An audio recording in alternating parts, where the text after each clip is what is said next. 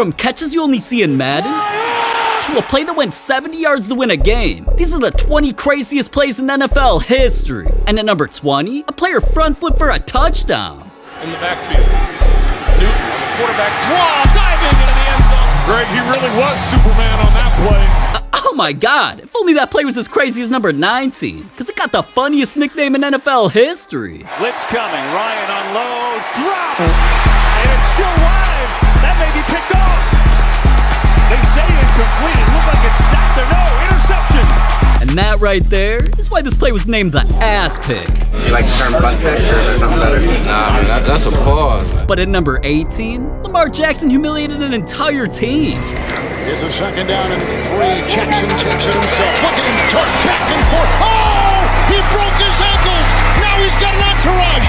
And he's got a touchdown. 1, 2, 3, 4, 5, 6, and the touchdown? I haven't seen an NFL player evade that many people since O.J. Simpson. But at number 17 is a play you only see in Madden. Osweiler protected, nowhere to throw it until now. What a catch, and now batted around and caught by Parker. In and out of the hands of Grant. Natrell Jamerson.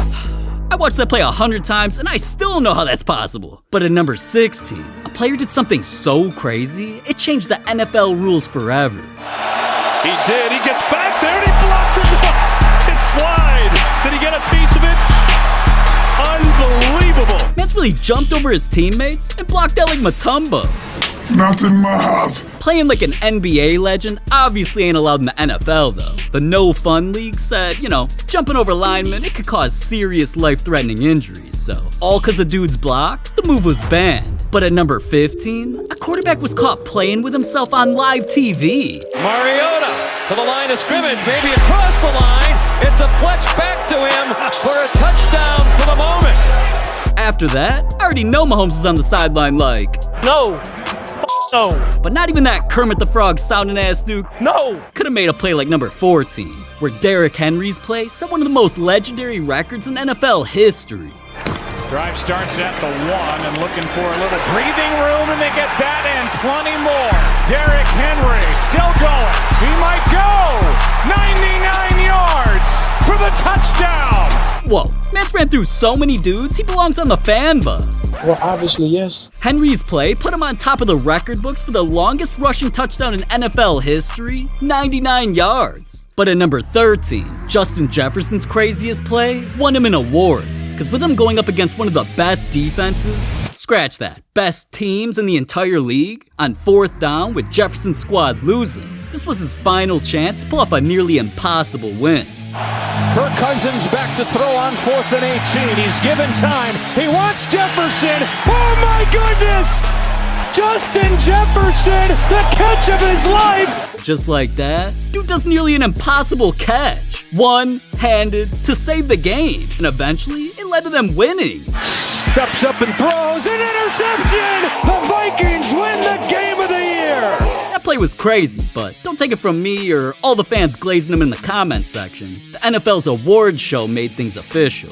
Always dreamt of this moment, making these memorable plays. Always got to thank the man upstairs for allowing me to pursue my dreams. But not even the man upstairs could have saved the player at number 12. On the run, and he's going to come up short. Oh! Sean Taylor!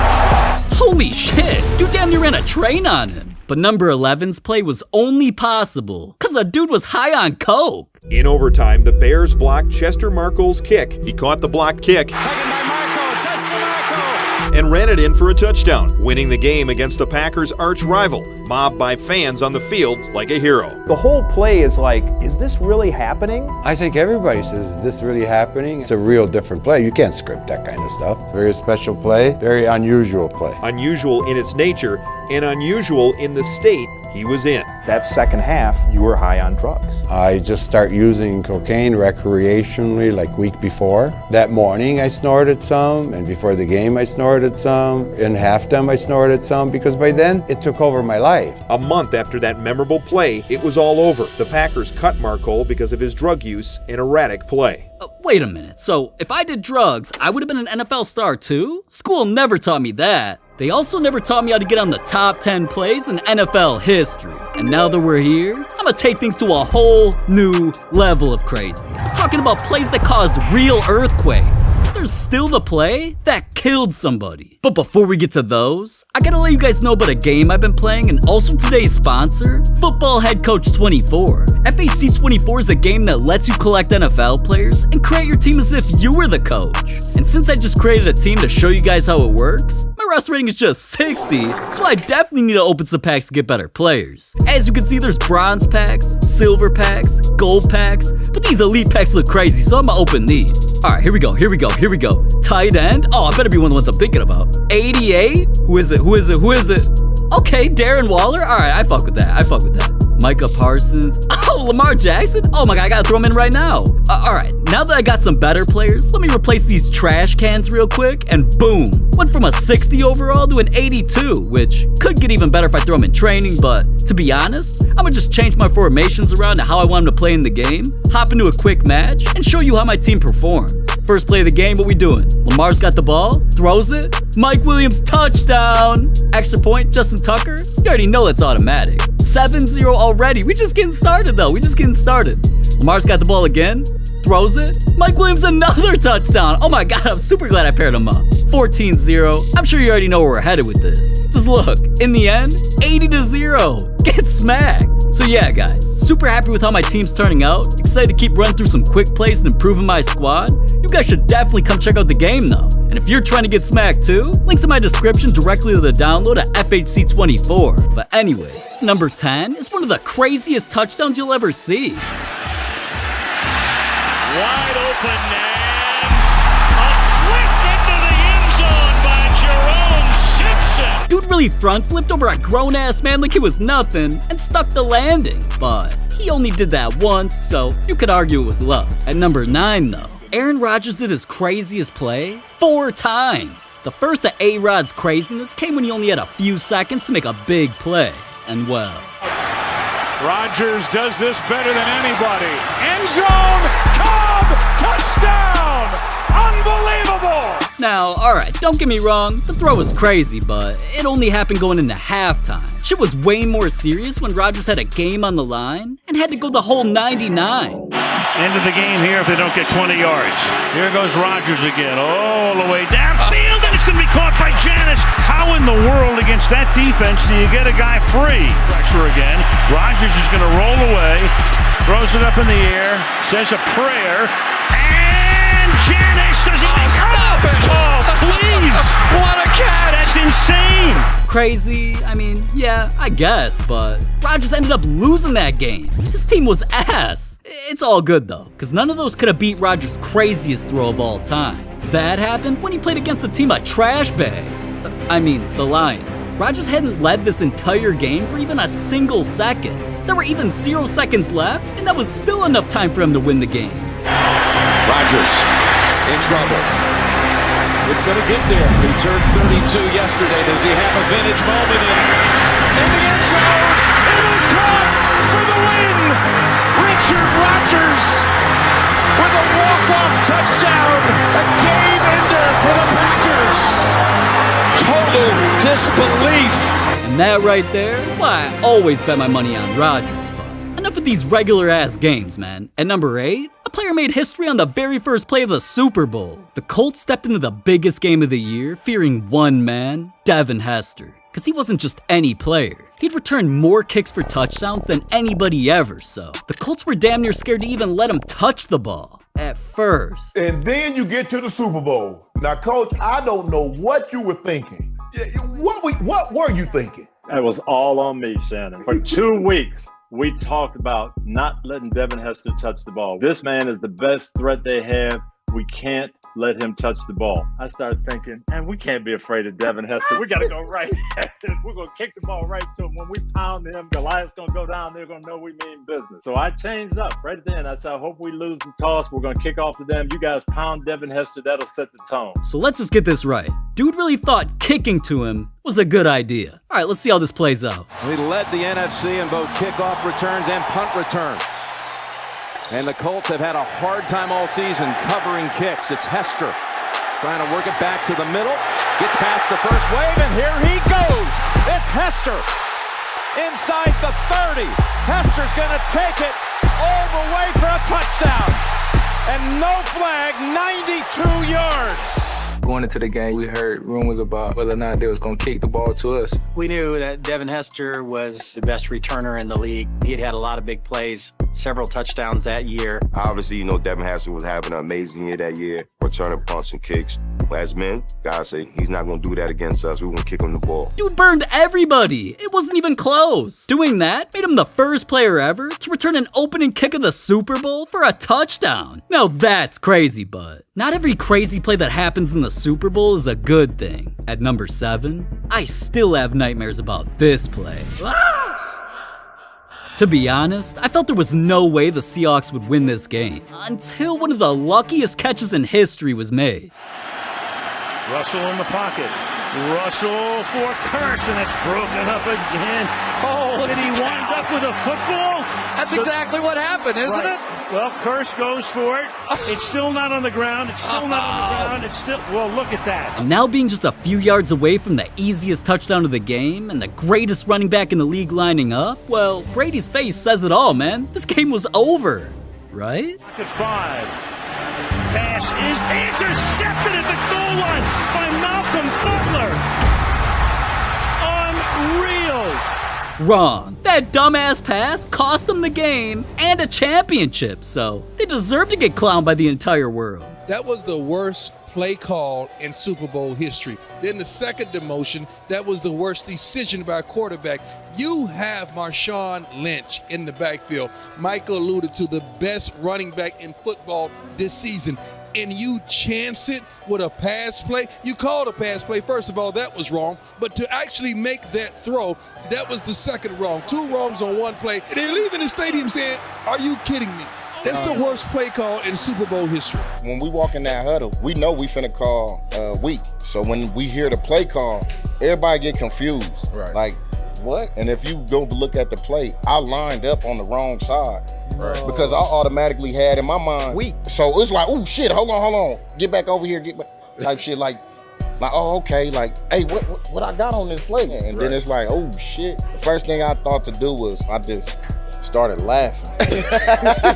So you gotta think on how hot a nigga was really gonna be. Like, you feel me? Somebody gotta get choked out. You feel me? Somebody gotta get slapped. Now, I don't blame Marshawn for wanting to choke someone out like this, cause at number 6, he's made plays before that actually caused an earthquake. Beast mode ran so hard that seismic activity was recorded near Quest Field. Yes, he literally caused an earthquake. Coaches come, hey, we're gonna run power. You need 1 first down and it's good. Just whatever you do, just go down. Vernon hand to Lynch, left side. Finds a little bit of a hole, keeps his legs moving. He's across the 40, midfield, 45, he's on the run, Lynch. 40, pushes him at 35, look at him go. He's down to 20, 15, he could go. He is gonna go. Touchdown, Seahawks. Oh my word. A 67-yard run. Marshawn Lynch, unbelievable. So I see the guard come around, and in my head I'm thinking backside A-gap, but for some reason it carried me to the front side, bounced off the first tackle like, might be trouble. Split between Spencer's block coming off of Sharper.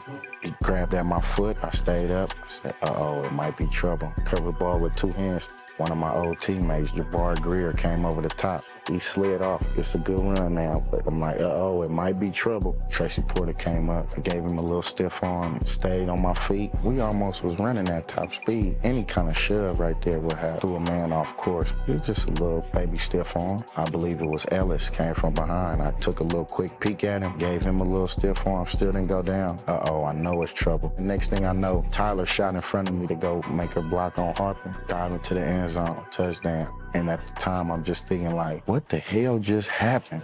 During yesterday's playoff win over the New Orleans Saints, fans shook the ground so much that it registered as an earthquake. And now I'm sure you see why he's nicknamed Beast Mode. But at number 5, the Dolphins made a play that made the commentator sound like a dumbass. Tannehill will throw it, and this will end it after the shovel, or will it? Miami Miami running around, circling. Oh, look out! Gronkowski didn't have the angle. Touchdown! Oh, Kenyon Drake! A miracle! Miraculous in Miami! Now that was a miracle. But imagine winning a game and setting one of the craziest records in NFL history at the same time. Well, you don't gotta imagine it, because at number 4, Justin Tucker did it. On its way. It bounces off the crossbar, and it's good! Oh my goodness! Did that just happen, Greg? My God, man. Not only did that kick last longer than I do, from 66 yards, off the crossbar, game over. Tucker set a record I doubt can ever be beat. Well, at number 3, a guy tried to beat it, and him failing led to the longest touchdown in NFL history. Got it up! And short. Agnew brings it out of the end zone. Agnew still running. Agnew! Down the sideline! Agnew! Touchdown! Jacksonville! 109 yards! Incredible! Who would have thought a field goal could turn into a touchdown? Well, at number 2, who would have thought Odell Beckham's play would get him turned into a Rolls Royce? Is the running back. Play action. And Manning's going to heave one. There's a flag. Beckham, a one-handed catch. How in the world? Oh, my goodness. And Brandon Carr was back there. I mean, he is insane. How do you make that catch? Oh, my goodness. This is sick. Put this to music. I don't think he stepped out either. That may be the greatest catch I've ever seen. With the greatest catch in football history, Odell did it while getting fouled and one-handed. Of course this play racked up millions of views. And not only did it become so iconic that it completely inspired Odell's character in Madden, became the game's cover, and had everybody in the NFL trying to pull off the same catch, Odell put his catch on the hood of a $500,000 Rolls Royce.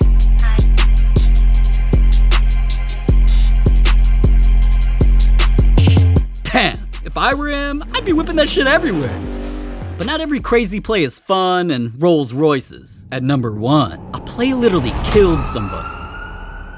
January 2nd, 2023 is a day the world will never forget. On the calendar, it was time for the biggest regular season game of the year between two of the league's top teams, the Bills and Bengals. When things got started, the game seemed like it was going to be one of the craziest of the year, until one of the scariest plays in sports history happened. A weak side linebacker in the run game as well. Here's Higgins wide open to midfield and lowers the shoulder for 13. Damar Hamlin was down, and everybody rushed to the scene cause he didn't just flop, his heart stopped, and his life ended in front of the entire world.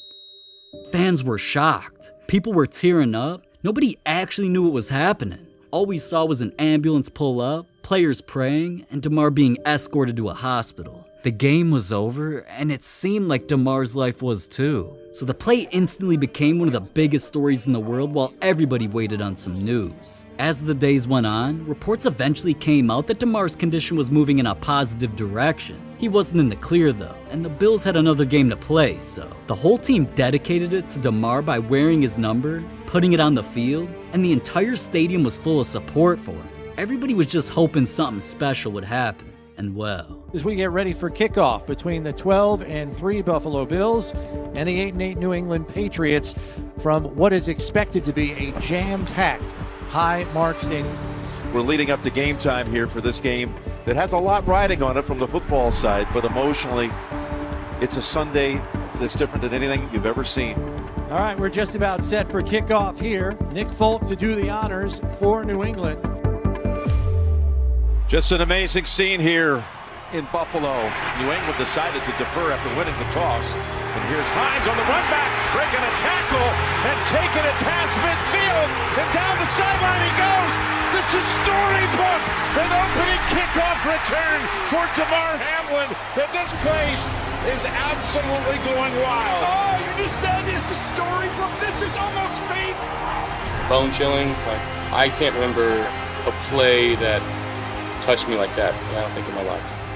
For a moment, it seemed like it was Damar's world and we were all just living in it. Until Damar eventually woke up in the hospital and his teammates were what he cared most about. When he asked, did we win? The answer is yes. Damar, you won. You won the game of life. And that's probably the most important thing out of this, and we really need to keep him at the center of everything else that's going on. Eventually enough time had passed for him to talk about it. Not to sound cliche, man, but the wild moment is every day, just being able to wake up and just take deep breaths and live a peaceful life, to have a family, for those people to still have me in their lives.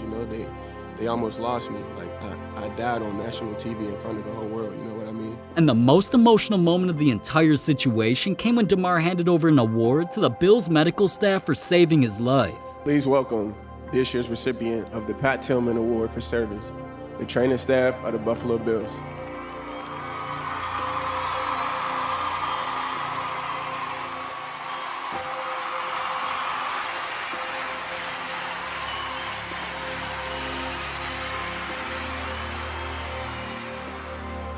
Man, sometimes the NFL can get crazy, but some things in the NFL can get banned. This is a crazier video than any play you saw. Like, there's cleats that got a player kicked out the Super Bowl, and another player's cleats got him clowned by the entire world. So if you made it this far, it only makes sense that you click it, man, cause well, I am.